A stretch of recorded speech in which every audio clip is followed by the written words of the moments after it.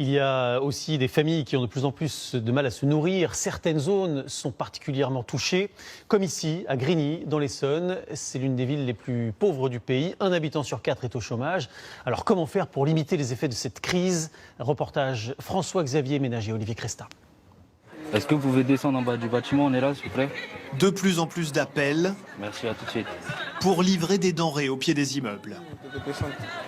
Il y a urgence, les demandes explosent. Dans cette ville où le taux de pauvreté est de 45% et où 9 personnes sur 10 vivent dans des logements sociaux. Actuellement, je ne travaille pas, je ne gagne rien, je gagne seulement 509 € payer l'appartement. C'est la CAF qui me verse ça. Une aide de la CAF et rien d'autre. Alors pour les plus fragiles, la mairie offre des paniers alimentaires. Oui, ça va. Comment vont les enfants? Ils vont très bien. Claudia est confinée chez elle, dans une de ses bars.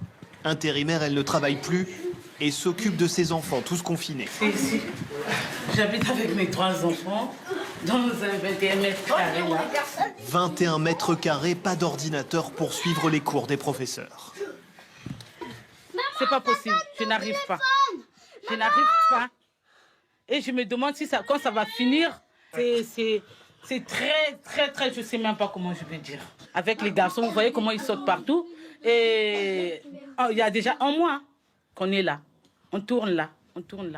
À Grigny, les 3/4 des habitants vivent dans des quartiers prioritaires surpeuplés, longtemps abandonnés par l'État, et où le confinement a des conséquences dramatiques pour les plus précaires.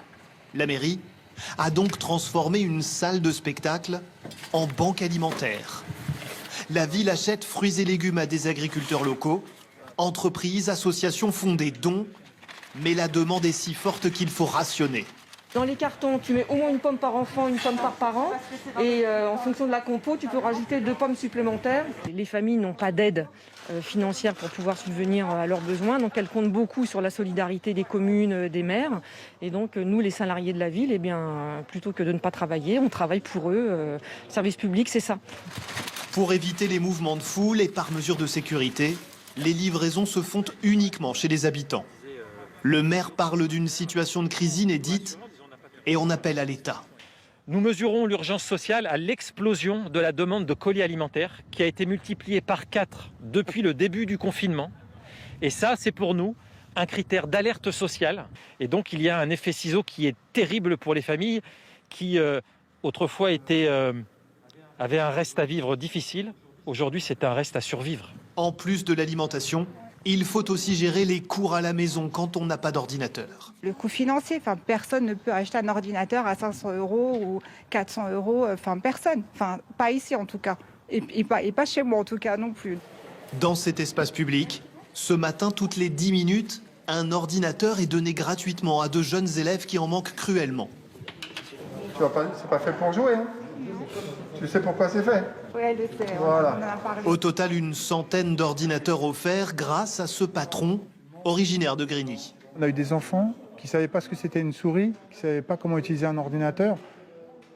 Se dire que c'est possible d'avoir des gens comme ça en France, c'est dur, quoi. Et c'est pas normal. Il faut que l'éducation nationale puisse répondre rapidement à ces états d'urgence. À Grigny, les urgences sont multiples. Le dernier supermarché a fermé ses portes depuis longtemps. La ville compte pourtant 29 000 habitants. Et après les